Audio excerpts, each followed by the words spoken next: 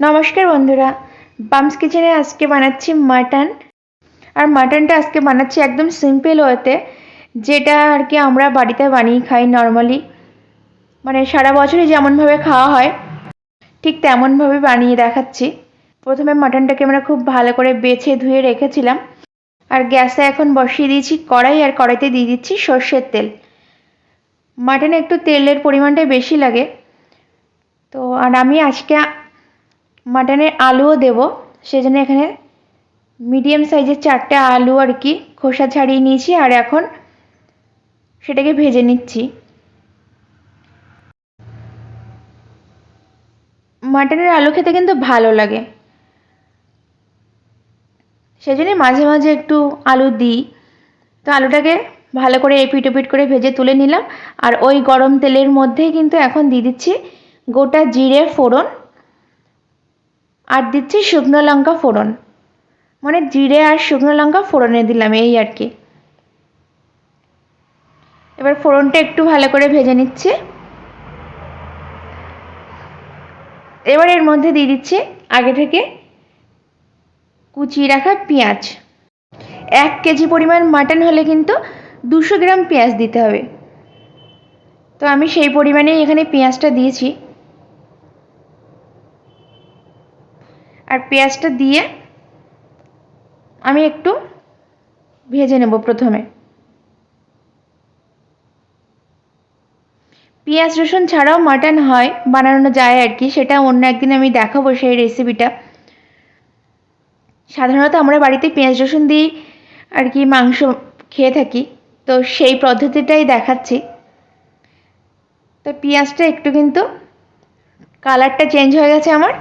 এবার এর মধ্যে দিয়ে দিচ্ছি আগে থেকে থেতো করে রাখা রসুন, আর এখন দিচ্ছি 5টা 6টা চেরা কাঁচা লঙ্কা, দিচ্ছি 1 চামচ পরিমাণ আদা বাটা। এবার ভালো করে আমি এই সমস্ত মশলাগুলোকে ভেজে নিচ্ছি, যাতে কাঁচা গন্ধটা না থাকে। পেঁয়াজ রসুন আদার একটা কাঁচা গন্ধ থাকে, তো সেটা মানে চলে যাওয়া পর্যন্ত আর কি আমি ভেজে নিচ্ছি।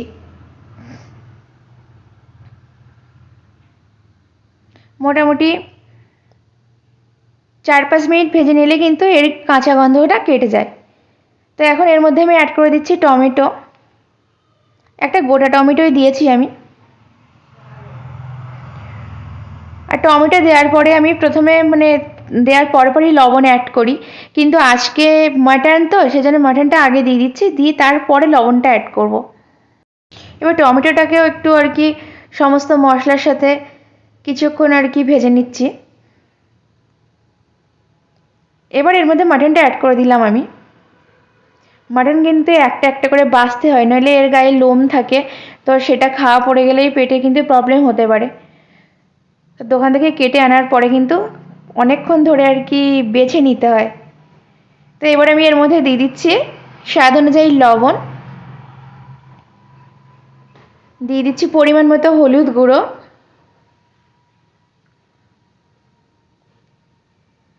এখন আমি দেব জিরে গুঁড়ো।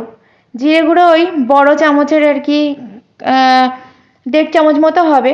আমার এখানে ছোট চামচ, সেজন্য আমি 3 চামচ দিয়ে দিলাম।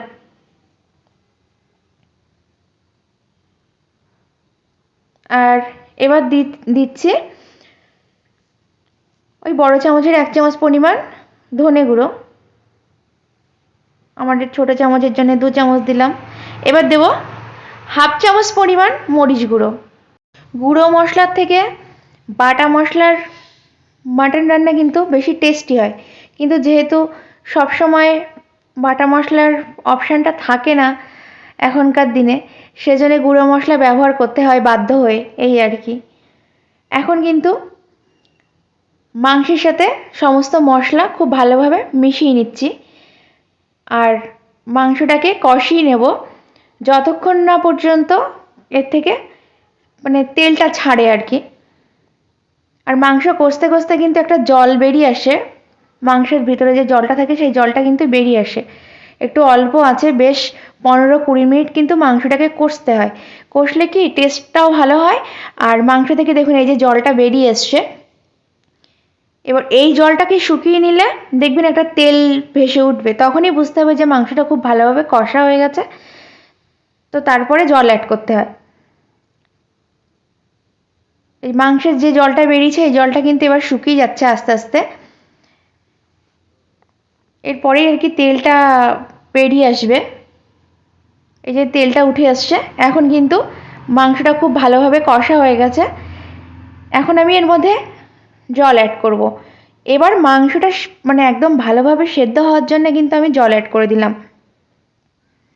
মাংসটা সেদ্ধও হবে আর যে পরিমাণ ঝোলটা থাকবে সেটা বুঝেই জলটা দিতে হবে। তো আমি একটু বেশি পরিমাণে জল দিলাম, কারণ মাংসের পিসটা একটু বড়, সময় লাগবে সেদ্ধ হতে, সেই জন্য একটু বেশি পরিমাণ দিলাম, কারণ জলটাও কমে যাবে। এখন দিয়ে দিচ্ছি আগে থেকে ভেজে রাখা আলু। আলুটাও এর সাথে সেদ্ধ হয়ে যাবে। তো আমি চাপা দিয়ে দিচ্ছি মোটামুটি আধ ঘন্টার জন্যে। মিডিয়াম আছে কিন্তু আধ ঘন্টা আমি বসিয়ে রাখবো। তো আধ ঘন্টা পরে ফিরে এসছি। এখন মাংসটা কিন্তু 90% সেদ্ধ হয়ে গেছে।